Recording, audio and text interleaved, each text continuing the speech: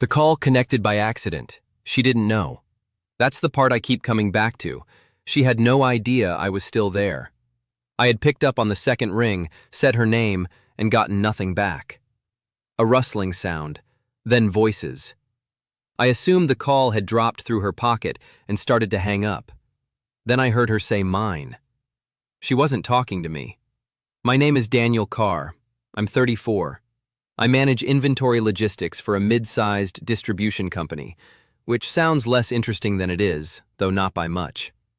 I live alone in an apartment that has too many books and not enough chairs, and I own one plant that I speak to occasionally when I'm convinced no one can hear me. Her name is Mara Finch. She's been my best friend for 6 years. We met at a work trivia night I had been dragged to under false pretenses. The question was about the capital of a small island nation. She answered first. So did I. We gave different answers. Mine was wrong. She did not let that go for approximately 4 months. Mara is sharp in the way some people are sharp. Not cutting, just fast. She processes things before most people have finished forming the question. She has a small silver keyring with a broken compass on it that doesn't point north anymore, and that she has never replaced. I used to think it was a quirk. I understand it better now. She keeps it because the broken part is the honest part. We had what I told myself was a normal friendship. We talked most days. She had a key to my apartment for emergencies, which had been used a total of once, when I locked myself out in January, and she showed up in a coat over pajamas and made a point of telling me 3 times that it was 4 in the morning. I knew her coffee order without asking. She knew which movie endings undid me and had the grace to pretend she didn't. That was the shape of us. I thought I understood it completely. The night she forgot to hang up, I had called to confirm plans for the following afternoon. A mutual friend's birthday, low-key, cake, the kind of gathering neither of us would have attended alone but somehow always ended up at together. She'd answered, or I thought she had. Then the silence. Then the rustling. Then her voice, clearly mid-conversation. I don't know how to be around him anymore. I should have hung up, I know that. Every reasonable version of me understands that's where the story should end. Me pressing the red button, texting to say I'd see her tomorrow, going back to my book. I didn't press the red button. Her friend said something I couldn't fully make out. A short question. Mara's voice came back quieter, the way it does when she's being careful. Because I keep thinking it doesn't matter, she said. And then I see him, and I remember that it does. The room got strange. I was standing at my kitchen counter. I don't remember putting the phone down on the surface. At some point I must have, because the voice continued coming out of it like it was speaking to the ceiling. How long? Her friend asked, clearer this time. The pause before Mara answered was the longest pause I had ever heard from a woman who doesn't usually pause. Long enough that it would embarrass me if I said. I had poor survival instincts. I had always known this about myself, but I had not previously had evidence of quite how poor they were until I stood in my kitchen listening to my best friend describe something she had never said to me, to someone who was not me, on a call she didn't know I was still part of. I pressed the red button. I set the phone face down on the counter. I stood there for what was probably 2 minutes but felt significantly longer, looking at the plant. The plant did not help. She texted 40 minutes later. Hey, missed your call, everything okay for tomorrow? The message was casual. The kind of text you send when you have not just accidentally described your private feelings to someone over an open phone line. I stared at it for a long time. I typed back, all good. See you at Jess's. I added a thumbs up because I thought it would look normal. Then I removed the thumbs up because I realized I had never sent her a thumbs up in 6 years of friendship, and that would be the single most suspicious thing I could do. I sent, all good. See you at Jess's. I lay on my couch and looked at the ceiling for 2 hours. The thing about knowing something you're not supposed to know is that it rewrites everything that already happened. I lay there and went backwards through 6 years like I was reading a document someone had just given me a new key for. All the moments I had filed under friendship and left there. The January she had driven an hour in a storm to sit with me when my mother was in hospital. Not to help, she'd said, just to sit. The time she had picked a fight with a stranger at a bar who had been making me uncomfortable for 20 minutes, loudly and on purpose, with complete commitment to the bit. The way she'd looked at me when I'd told her about the last person I had tried to date, not with sympathy, not with advice, but with something quiet that I had not known how to read at the time, and so had simply filed away. I took all of those files out and looked at them differently. Something in my chest shifted. Not dramatically, just enough. At Jess's birthday the following afternoon, Mara arrived 12 minutes late in the gray coat she wears when she doesn't want to look like she tried. The broken compass was on her keyring as always. She came in, spotted me, and gave me the same look she always gives me. Dry, fond, a little like she's deciding whether or not to inform me of something I should already know. I was apparently looking at her differently. Not enough that she said anything, enough that I noticed myself doing it and had to look elsewhere for a moment. We sat together. We ate cake.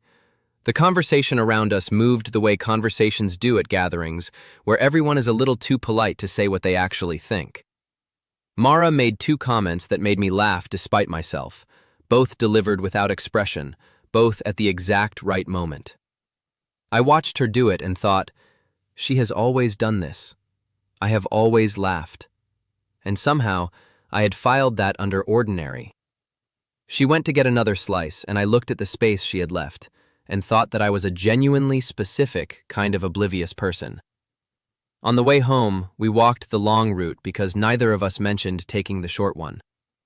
The city was doing the thing it does in early evening when the light is going amber and the noise has softened, the hour that makes everything feel like the end of something, or the beginning.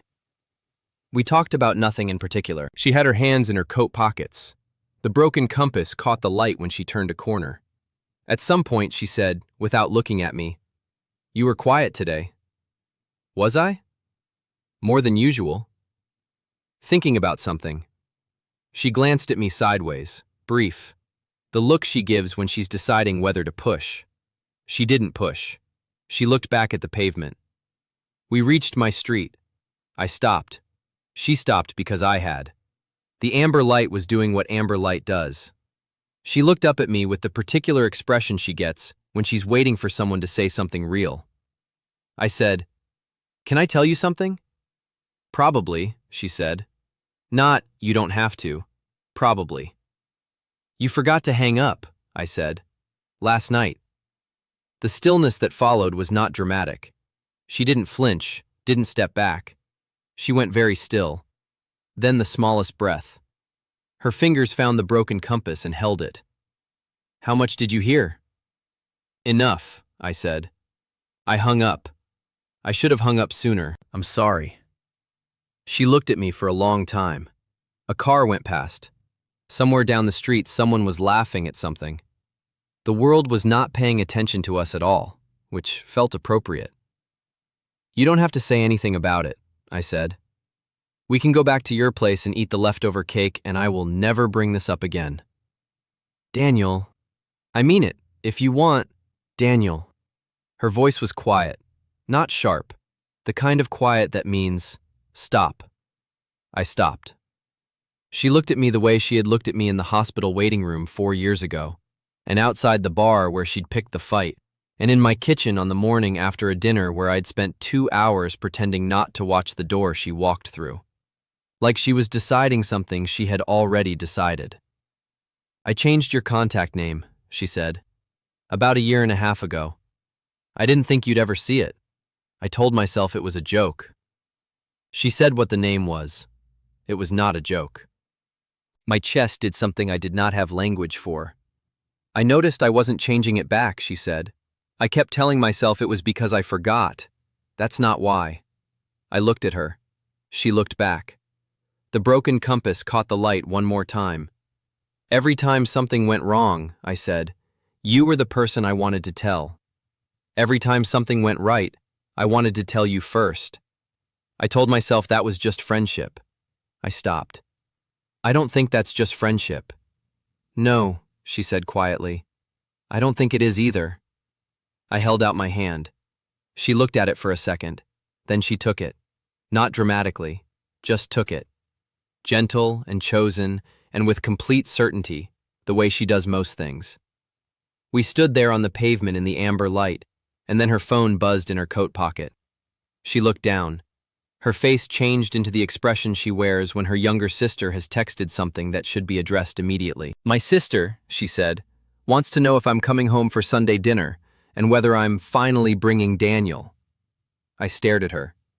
"She's had opinions," Mara said, "for some time." That is not the comforting version. It is accurate.